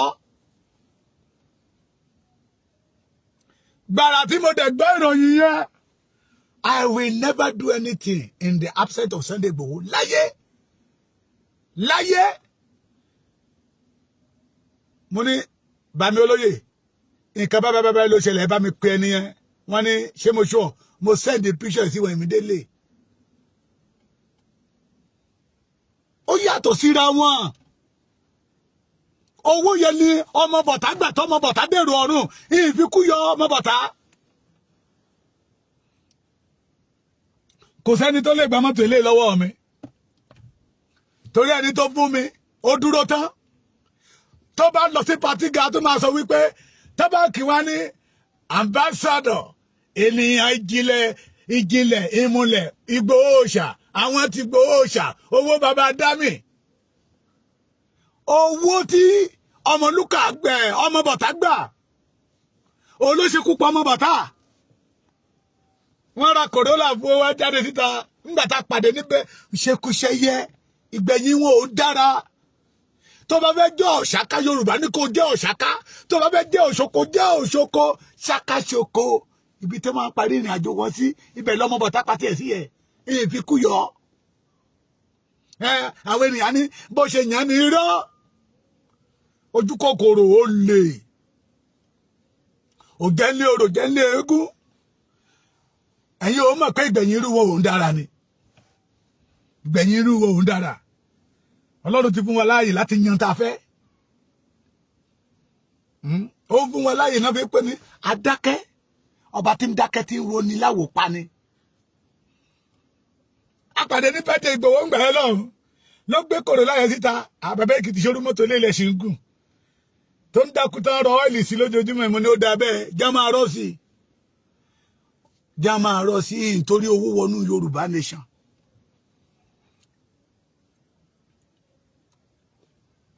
Ọmọ bọ̀tá da home based media rú tán torí Dúpẹ́ Onítìrí. Nígbà tá a bọ̀rọ̀ ìlú àwọn àgbààgbà náà ní ká yọ kúrò torí owó ni. Tó bá jáde nígbà tó sọ̀rọ̀ ìrìnrì owó ni. Iṣẹ́ tó gbé fẹ́mi tẹ́mi kọ̀ pé láyé kí n máa gba information lọ́dọ̀ bàbá Akíntóyè, kí n máa gba information lọ́dọ̀ Ìgbòho, kí mi wá máa pàṣẹ fún yín. Òun ni èmi ń délé nígbà tí mo ti rí lẹ́yìn Ìgbòho. Tẹ́ bá rántí November 5 tẹ́nà fẹ́ ṣe rally, ó lọ sọ́hun ó lọ lu Sunday Ìgbòho lẹ́nu gbọ́rọ̀ ni. Ó dẹ̀ débẹ̀ yẹn ni pé tó bá ti fẹ́ ṣe ọmọ Yorùbá ni ẹ, tó bá ló fẹ́ ṣe rally you are oníráìtì náà, Yorùbá ni ẹ, Yorùbá lèmi.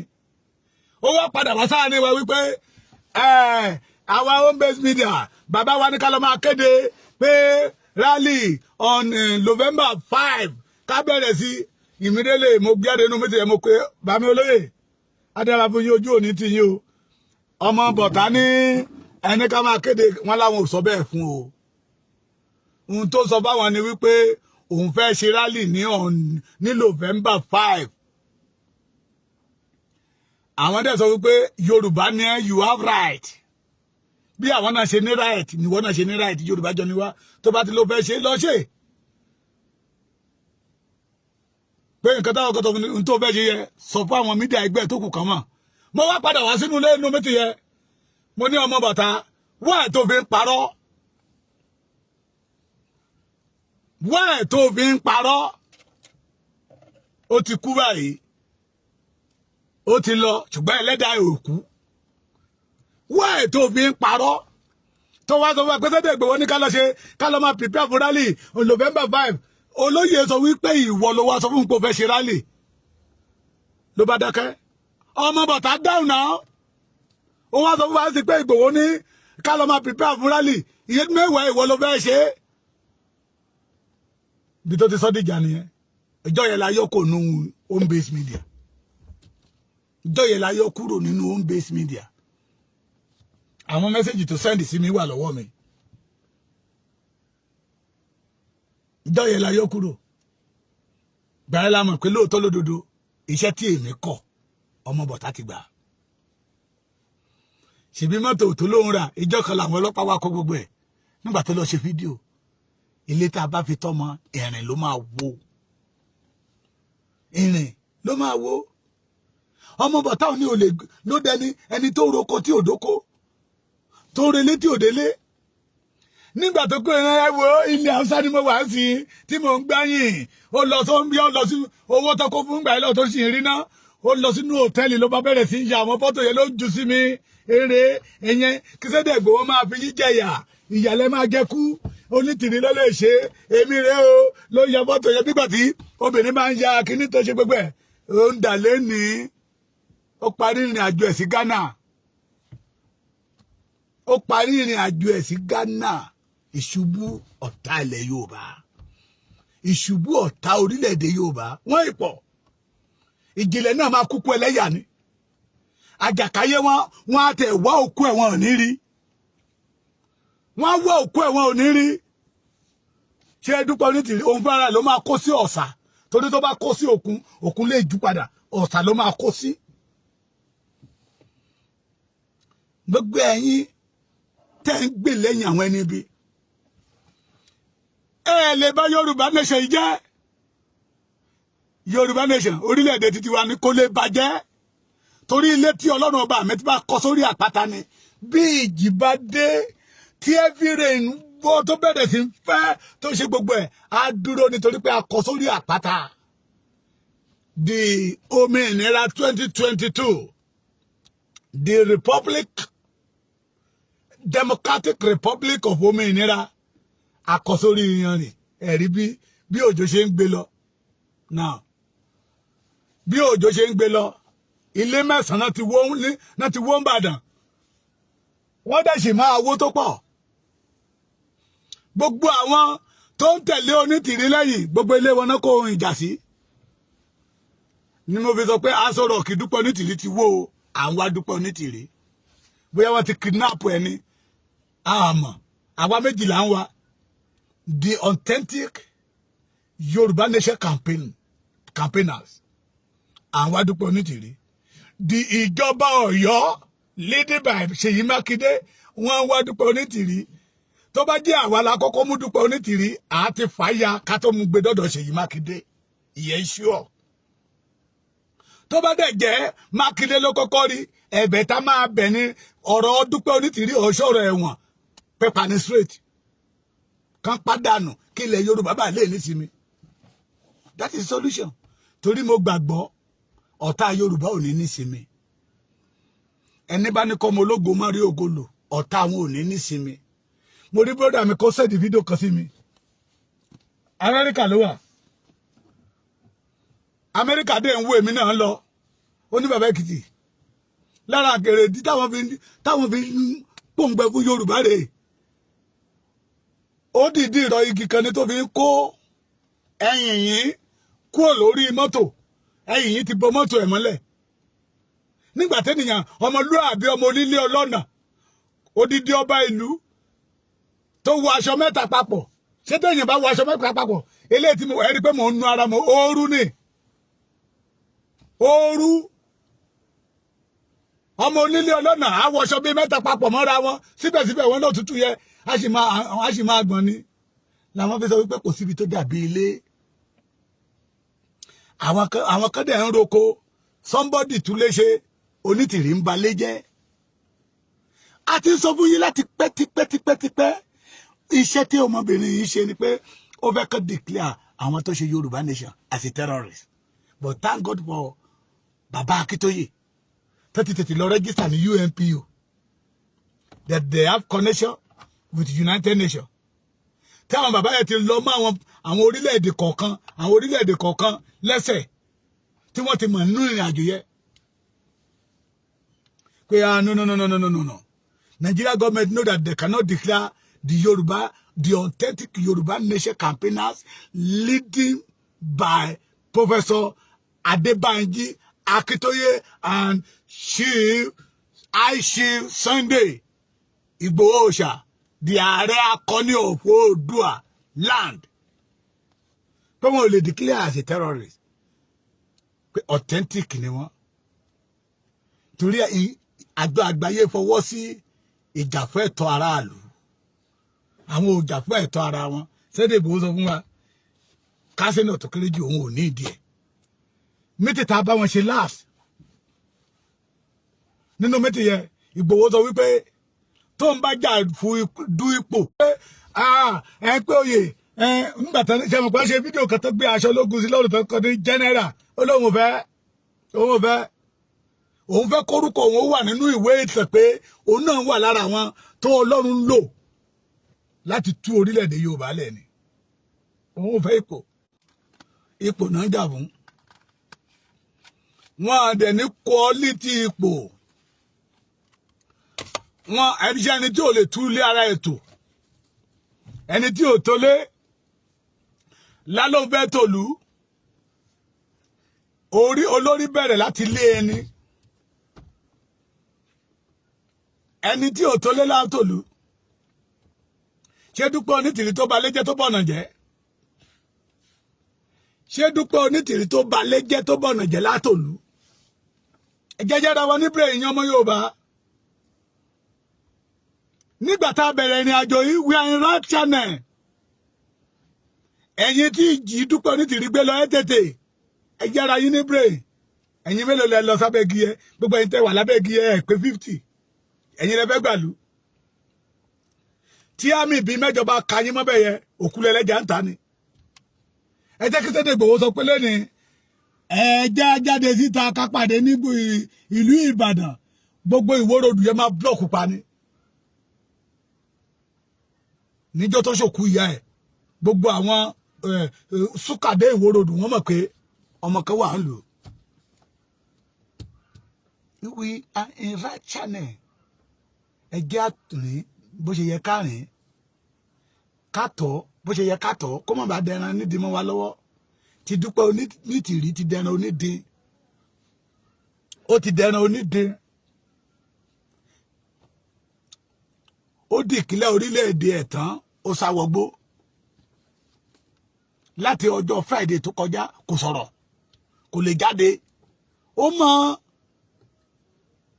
ẹ gbọ́ ìjìnlẹ̀ ní ẹ̀yin ọmọ Yorùbá bẹ́ẹ̀ jáde orílẹ̀-èdè wa ti bẹ̀rẹ̀ nìyẹn o ṣùgbọ́n ohun tí mo fẹ́ sọ fún yín ni pé ẹ tú síjà ń sì ká ẹ jáde nígbà tó ti sọ pé tí wọ́n bá jáde bọ́n bá jáde ohun tó lè ràn wá lọ́wọ́ sí ni ká ẹ tú síta ẹbí ìjìnlẹ̀ léèrè pé fámìlì ẹ̀ mélòó ló kó síta àánú ẹ̀yin ọmọ Òkìtìpupa má ṣe mí o tí ìjìnlẹ̀ ń tàn yín tẹ́yìn gan tẹ́ ń ta àbẹ́là ìjìnlẹ̀ ń tàn yín ẹ̀ ń ta àbẹ́là ìyá mi Adébọ́lá Àdùnní ẹ ṣé bàbá Èkìtìgbòde Òsénì yẹ ẹ̀yin lẹ́mọ̀ mi kí èmi bàbá Òsénì yẹ ẹ bá mi fi pa Òsénì sí pa Òsénì ṣẹgbọ́ ṣẹ mọ̀ pé ó ní gbogbo ẹ̀kẹ́ mi ló ti ní ṣàmùṣà oore o ẹ̀rí ṣàmùṣà o olórí burúkú ni wọ́n aláyé bíbàjẹ́ ni wọ́n ẹ padà lẹ́yìn wọn ẹni tó tó ní gbà là ń fọ̀rọ̀ lọ ẹni tó mọ̀nà ní ṣáájú ọ̀nà ṣe rí ẹni bá afọ́jú tó ń fi afọ́jú mọ̀nà yóò bá ní pé gbogbo wọn máa parí ìrìn àjò wọn sínú kòtò ni ẹ wo bí tí Dúpẹ́ Onítìrí parí ìrìn àjò ẹ̀ sí Dúpẹ́ Onítìrí afọ́jú Adéwálé Ọmọkùrẹ́ afọ́jú Àjàkáyé afọ́jú Ìjìnlẹ̀ afọ́jú Ayọ̀ Brown afọ́jú ta ló tún wà ńbẹ̀ Black Goat afọ́jú tí afọ́jú rìnà Samuel Ìdòwú afọ́jú Michael Awẹ́ afọ́jú Fatade afọ́jú ẹ wo bí tẹ́ parí ìrìn àjò wọn sí Wálé Àlè afọ́jú. Those people, the majority of them, tán pariwo ẹ jáde wọn ò sí nílé ọmọ wọn ò sí nílé wọn wá rí yín gẹ́gẹ́ bí ọmọ ọlọ́mọ làárán níṣẹ́ èdè tòrutòru ẹ̀yin náà dẹ̀ ń tẹ̀lé wọn lẹ́yìn. Ìlara ní í ṣe wọ́n ń lara Sunday Igboho ni pé Sunday Igboho lẹ́rù lẹ́yìn ni mo tún wá fi àkókò ìjọ ẹ ràn mí lọ́wọ́ mo fẹ́ ṣe káàpù yẹ kó pọ̀ mo bẹ̀bẹ̀ ní lọ́wọ́ ẹ̀yin bàbá mi àtẹ̀yin ìyá mi ẹ ràn mí lọ́wọ́ májàsọ́lá káàpù yẹ mo fẹ́ ṣe kó pọ̀ kó túbọ̀ máa fọ́ wọn lórí ìjọba Nàìjíríà mọ̀ Tinubu jà fún òmìnira rí náà ó jà fún ó lọ́nà tá à ń tọ́ that àgbáyé will recognize us tí àgbáyé dẹ̀ ti recognize wa òní mo fi sọ lẹ́ẹ̀kan ìyá mi yẹ ti kọ́ mi lọ sórí Google ẹ lọ sórí Google kẹ ẹ béèrè information bàbá Professor Banji Akíntóyè ẹ béèrè information Sunday Igboho ẹ rí níbẹ̀ wọ́n á kọ síbẹ̀ the leader of Yoruba campaigners for freedom kì í ṣe Dúpẹ́ Onítìrí we are not Democratic Republic of Yoruba tí Dúpẹ́ Onítìrí gbé kalẹ̀ fake ni fake àdarí díẹ̀ lẹ́rí ẹ tí ẹ bá gba òmìnira tí orílẹ̀-èdè kan bá dúró gbogbo àgbáyé ló ti máa congratulate wọn no ṣẹ́rí especially the Yorubas every country fẹ́ bá Yorùbá ṣe every country lágbàáyé fẹ́ ṣe kíni fẹ́ associate ara wọn mọ́ Yorùbá òun lẹ́bìrì in Nigeria to today tọ́ba ní àwọn gọ́vnà tó ń gbàlejò tó pọ̀ jù àwọn gọ́vnà ilẹ̀ Yorùbá ni torí àwọn òyìnbó yẹn mọ tó ń bẹ nílẹ̀ Yorùbá wọ́n mọ tó ń bẹ nílẹ̀ Yorùbá bí China ṣe ranjú rèé sí ilẹ̀ Yorùbá bí Japan ṣe ranjú rèé sí ilẹ̀ Yorùbá British gan ojú wọn rèé America rèé Canada rèé ilẹ̀ Yorùbá ni wọ́n mọ̀ every country want to associate themselves with Yorùbá so kì í ṣe orílẹ̀-èdè Yorùbá náà máa gbà náà máa kéde láti on the 12 today is 9 days tí ò sí a single country tó máa congratulate wọn Dúpẹ́ Onítìrí is fake Dúpẹ́ Onítìrí is fake tó jìnnà sí original where is the document Dúpẹ́ Onítìrí lóun ti gbà lọ́wọ́ United Nations ṣé kò lè present ẹ̀ fún Ṣèyí Mákindé ni kàn fi àwọn ọmọ tọ́kọ́ lẹ̀ ṣé kò lè present ẹ̀ fún Tinubu ni kí Tinubu mọ̀ pé there is nothing like in Nigeria again all the 300 countries tó ń tẹ̀lé wọn lẹ́yìn ṣé àwọn yẹn ò tó jà wọ́n gbé ni àánú yín ṣe mí obìnrin tó tọ́wọ́lẹ̀ ń bàdàn yẹ ẹ kó gidi náà ló sùn lọ́wọ́ àtàwọn tí Dúpẹ́ Onítìrí ti gbalé lọ́wọ́ wọn tó ti gba mọ́tò lọ́wọ́ wọn tó ní oògùn ní Dúpẹ́ Onítìrí lò fún wọn oògùn kọ́ ipò lẹ̀ ń wá kiri oògùn kọ́ ẹ fẹ́ ju bàbá Akíntóyè lọ ni ẹ fẹ́ ju Sunday Igboho lọ ni ṣùgbọ́n àìtó lẹ bá bọ̀ àti jù wọ́n lọ lẹ wá lọ àìtó lẹ padà rí ìjà owú lẹ̀ ń jà pé ẹ fẹ́ ju Sunday Igboho lọ báwo ló ṣe jẹ́ Sunday Igboho ló máa lérò lẹ́yìn ọmọ tí kò kàwé ó lọ́gbọ́n orí bàbá kan sọ wípé primary school ló ń kà ní Nàìjíríà gbogbo education tó kù tó ní pátápátá pé bóun ṣe bá mi sọ̀rọ̀ yìí òun ní PhD in mathematics gbogbo ẹ̀ pátápátá ó ní London ló ti gba gbogbo ẹ̀ London ló ti gba gbogbo ẹ̀ ó ní bàbá Èkìtì ọgbọ́n tí ọmọkùnrin yẹn ní olóhùn ò ní Sunday Igboho pé ọgbọ́n tí Sunday Igboho ní òun ò ní olówó jẹ́ kó tún nínú ayé Sunday Igboho òun tún sàlùtì Ọlọ́run ẹ gbọ́ mi dáadáa o pé nínú ayé Sunday Igboho òun sàlùtì Ọlọ́run mo ní lọ́nà wo ni sà olójẹ́ kó mọ̀ pé ọ̀tọ̀ ní ọgbọ́n ìwé ọ̀tọ̀ lọ́gbọ́n àmútọ̀run wá pé Ọlọ́run mọ̀ọ́mọ̀ ó lòdù ọmọkùnrin yẹn pẹ̀lú ọgbọ́n ó ní tó bá kàwé kò ní rí ọgbọ́n yẹn lò ó ní àkàìmẹyẹ àwọn tó ní ọgbọ́n látọ̀run wá bẹ́ẹ̀ tí ọgbọ́n ìwé tó ti dorí ẹ̀ kodò tó ti borí ẹ̀ mọ́lẹ̀ ó ní tó bá ń sọ̀rọ̀ ó ní àwọn ọ̀rọ̀ tí Sunday Igboho ti sọ sẹ́yìn òun máa rí kodò òun máa padà gbọ́ PhD in mathematics ló sọ bẹ́ẹ̀ ẹ fẹ́ ju Sunday Igboho lọ ni mo sọ fún èèyàn kan mo ní bá ṣe ya Sunday Igboho sáṣọ yẹ ó wu Dúpẹ́ Onítìrí olóbi blọọkù ń gbẹ̀yìn lọ́hùn ẹ má ṣe rally mọ́ we don't need rally we don't need àdédèdè ó kó rally ẹlẹ́ni mẹ́jọ síta tán ṣe aṣọ tán ya Dúpẹ́ Onítìrí sí bá ṣe ń dárúkọ bàbá Akíntóyè ṣe Professor Banji Akíntóyè the leader of Yorùbá struggle ó wu Dúpẹ́ Onítìrí ló fi sọ̀rọ̀ rẹ̀ dé mọ́ Àpàpàǹdodo àti ju bàbá Akíntóyè lọ ní Dúpẹ́ Onítìrí wá lọ kí ló bá bọ̀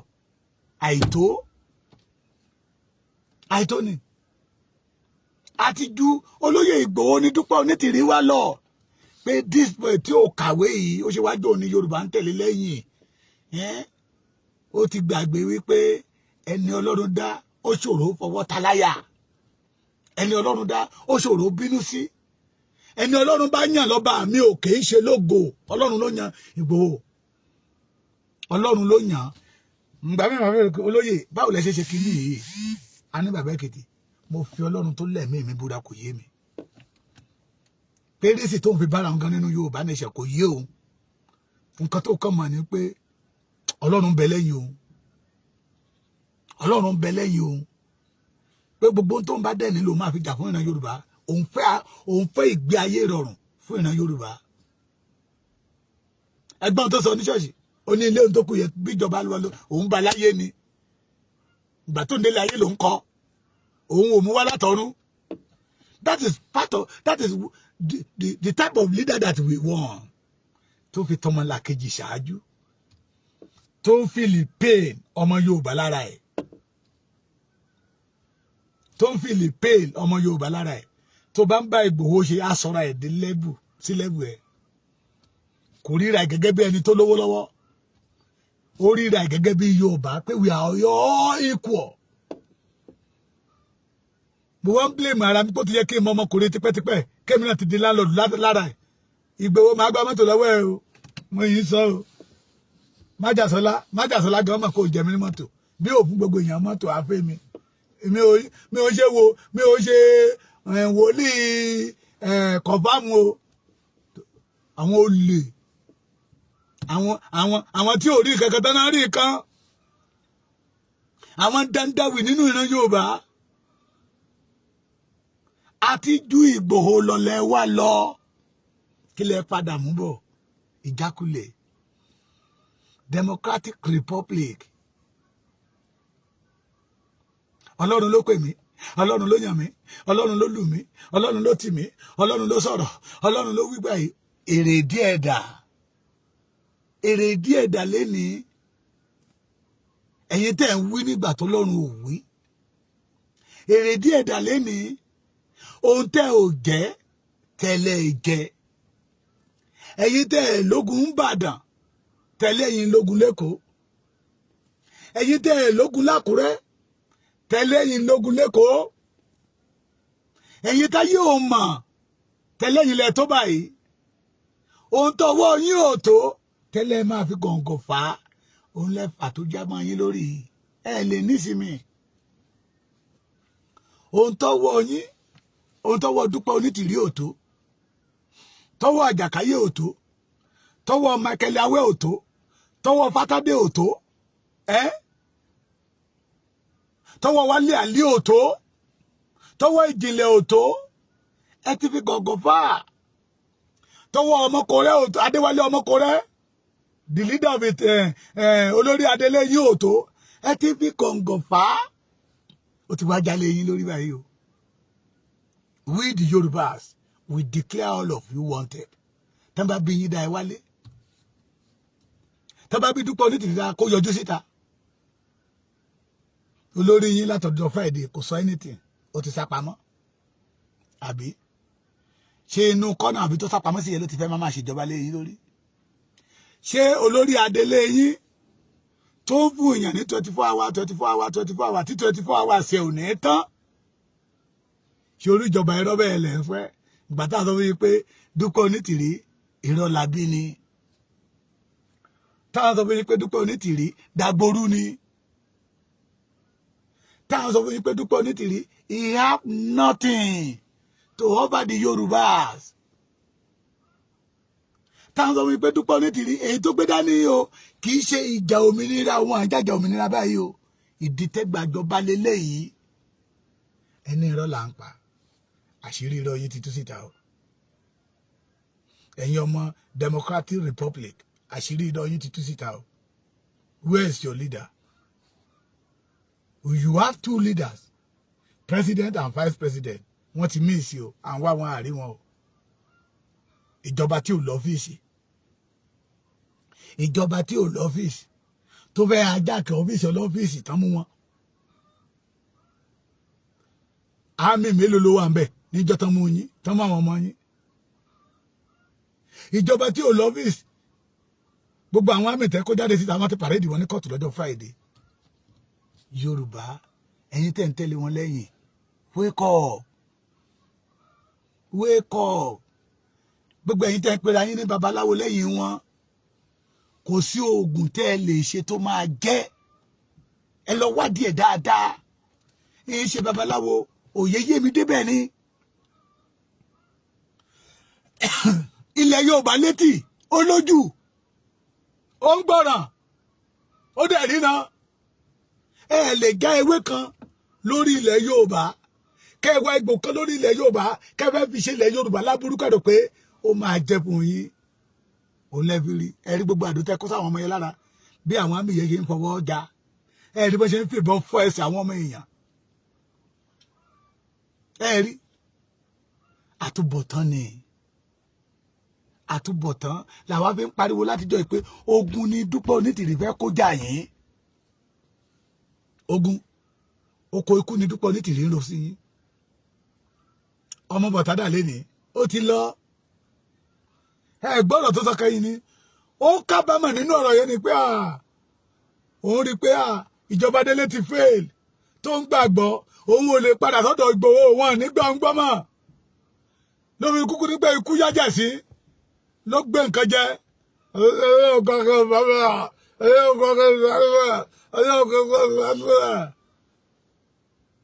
àbámọ̀ ní gbẹ̀yìn ọ̀rọ̀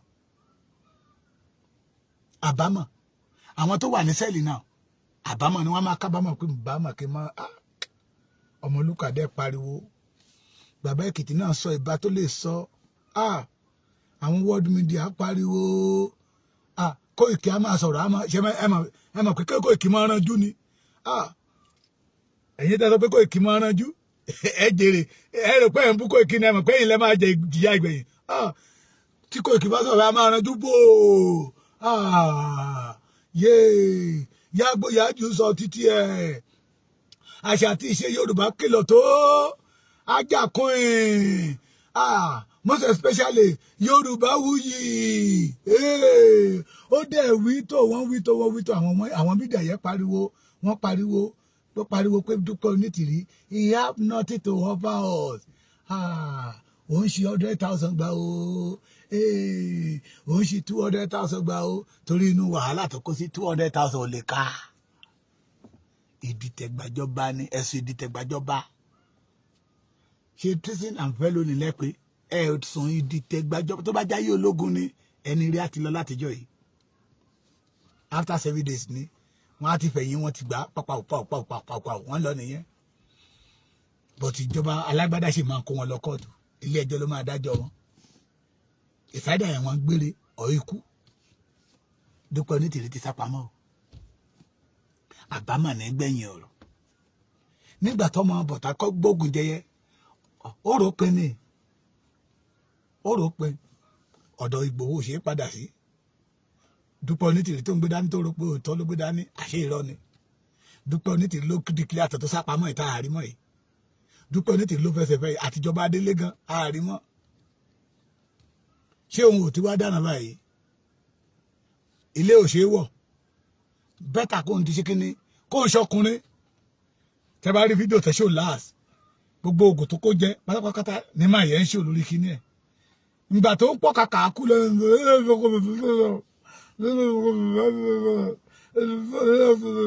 òun kọ́ ló ṣe máa sọ pé kọ́lọ́run ó gba Yorùbá fún wa Ọlọ́run máa gbà á ṣèbó òun sọ pé ìyá Dúpẹ́ Onítìrí ti gba Yorùbá ni adọ́run mòótọ́ kọ́lọ́run má ṣe èmi àtẹ̀yìn lábọ́dọ̀run mòótọ́ àwa tá kù ń ta àwa tó tún wọṣọ ogun ó aṣọ ikú tó ń wọṣọ fún torí ìjìnlẹ̀ ṣe sọ wípé àwọn ọmọ ogun wá sì kù wọ́n máa wọlé àánú yín ṣe mí ẹ̀yin abiyamọ ẹ kìlọ̀ fọ́mọ yín ẹ kìlọ̀ fọ́mọ yín kọ́lọ́mọ kìlọ̀ fọ́mọ ẹ̀ òní àrò kọ́lọ́mọ kìlọ̀ fọ́mọ ẹ̀ òní àrò má àwọn ọmọ Democratic Republic of Onítìrí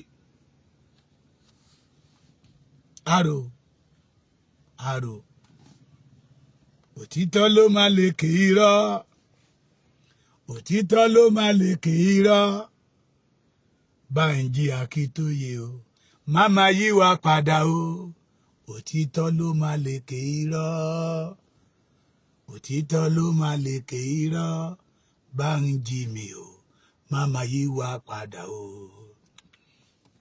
mo ti sọ fún yín pé mi lò bí Èkìtì òtítọ́ ló máa lè kì í rọ́ òtítọ́ ló máa lè kì í rọ́ ọmọ Adéyẹmọ o máma yí wa padà o òtítọ́ ló máa lè kì í rọ́ òtítọ́ ló máa lè kì í rọ́ Sunday Ìgbòho máma yí wa padà o òtítọ́ ló máa lè kì í rọ́ ambassador mi o máma yí wa padà o òtítọ́ ló máa lè kì í rọ́ látijọ́ aláyé ti dáyé àwa ò gbọ́ pé òkùnkùn borí ìmọ́lẹ̀ ìmọ́lẹ̀ ló máa borí òkùnkùn bí ọyẹ́ ti ń borí ooru ayé yín rèé lóde o ẹ̀yin adọ́run mòótọ́ ayé yín rèé lóde o ẹ̀yin adọ́run mòótọ́ bó o gbé nínú owó òní kó o lówó lọ́wọ́ bí adè bí ẹni ń lu òtòṣì yẹ òní kó òtòṣì kú àwọn mùsùlùmí a máa sọ kan náà nífẹ̀ẹ́ ìwà kẹ́sìn ìwà ènìyàn ṣe kókó ìwà ènìyàn ó ṣe kókó ẹ̀yin tó ṣe tó fẹ́ kó aṣọ ikú sí lọ́rùn mo ń sọ eléyìí ká lè mọ̀ Yorùbá máa ń sọ̀rọ̀ kan pé ará iwájú tó jì sí kòtò ó kó àwọn tó ń bọ̀ lẹ́yìn lọ́gbọ́n ìṣubú ọ̀tá ilẹ̀ Yorùbá àwọn ará àṣíwájú tó jì sí kòtò ó kó àwọn tó kù tó ń bọ̀ lẹ́yìn ó kọ́ wọn lọ́gbọ́n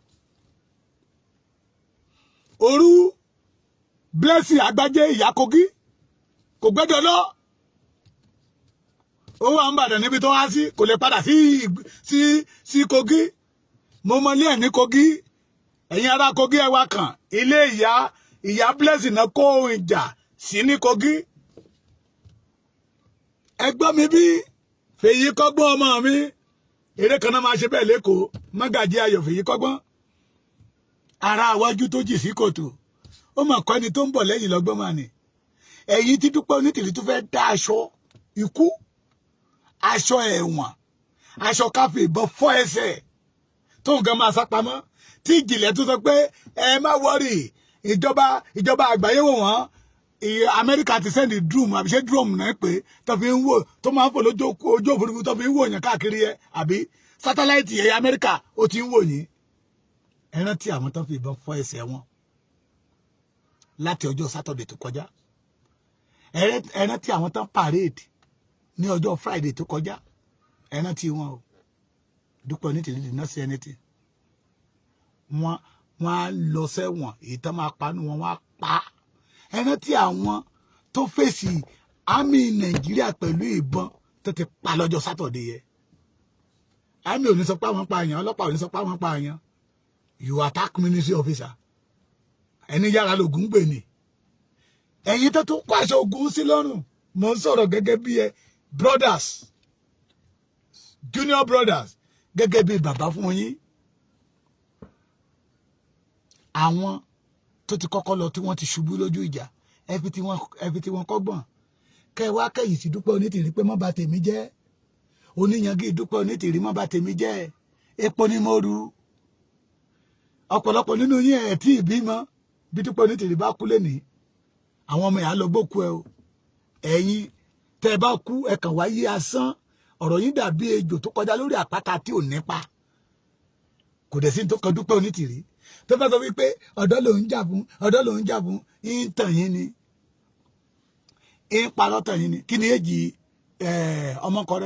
ọmọkọrẹ́ is above 50, going to 60.